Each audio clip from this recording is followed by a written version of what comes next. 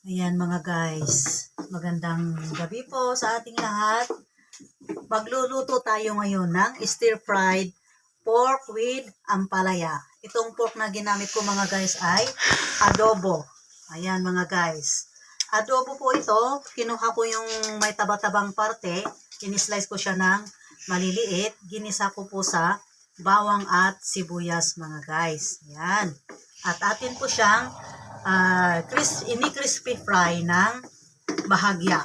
Bahagya lang po siyang i-crispy fry mga guys. Ayan. Ito na po siya mga guys. Ayan. Tanggalin po natin siya sa palayok. Ayan. Isang tabi muna natin siya mga guys. Ayan. Ayan. May kunti siyang mantika. Huwag natin yung tatanggalin. Kasi igigisa natin ang ating ampalaya. Ayan po, sa paggagawa po ng ating stir-fried pork ay nangangailangan tayo dito ng dalawang ampalaya. Yung ganitong size po siya mga guys. Ganitong size. Medium size. 2 piraso o 3. At 50 grams ng hinimay na mushroom. Ito po. Kabuti. 2 in-slice din na kamatis, ayan, at medium size na in-slice na onions o yung sibuyas. At meron din tayo ditong paminta ng oyster sauce.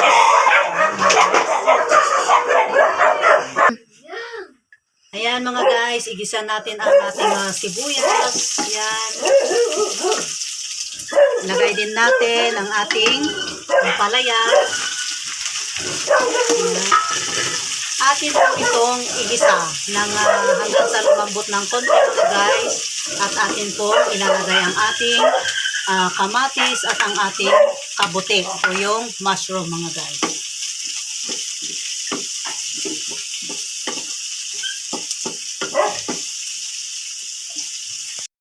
Ayan mga guys, naluto na pong bahagya itong ating ampalaya. Ilagay po natin ang ating kamatis. Ayan. Haluin po natin. Ayan. Ilagay na rin natin ang ating kabuti. 50 grams po ito. Himayin natin na parang yung nilagang laman ng manok. Ayan. Para madali po siyang maluto. Madaling maluto ang kabuti pero himayin natin ng maliliit para hindi naman po siya masyadong malalaki. Yan, at atin pong ilagay ang naluto natin kaninang pork adobo. Yan. Atin pong haluin.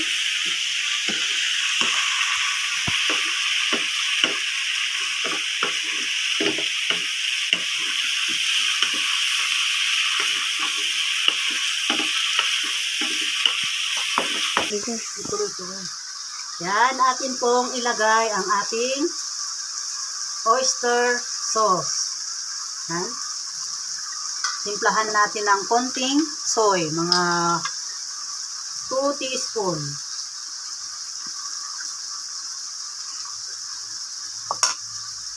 At ng powdered paminta, 1 teaspoon mga guys. Yan, atin pong haluin para mahalo yung mga nalagay nating mga oyster sauce, yung powdered paminta, at ang soy. Ayan. Ayan. Ayan na po mga guys. Sa tingin ko ay okay na po itong ating stir-fried pork, adobo pork, and ampalaya mga guys. Ayan. Patayin na po natin ang apoy. Huwag nating i-overcook ang ampalaya. Ayan po mga guys. Eto na po siya mga guys. Ayan. Pwede na kayong gumawa. I-recycle ninyo yung naluto ninyong adobo na may taba-taba. Gawin nyo itong stir-fried with ampalaya mga guys. Ayan. Maraming salamat sa inyong panunod. Don't forget to like and subscribe. Bye-bye!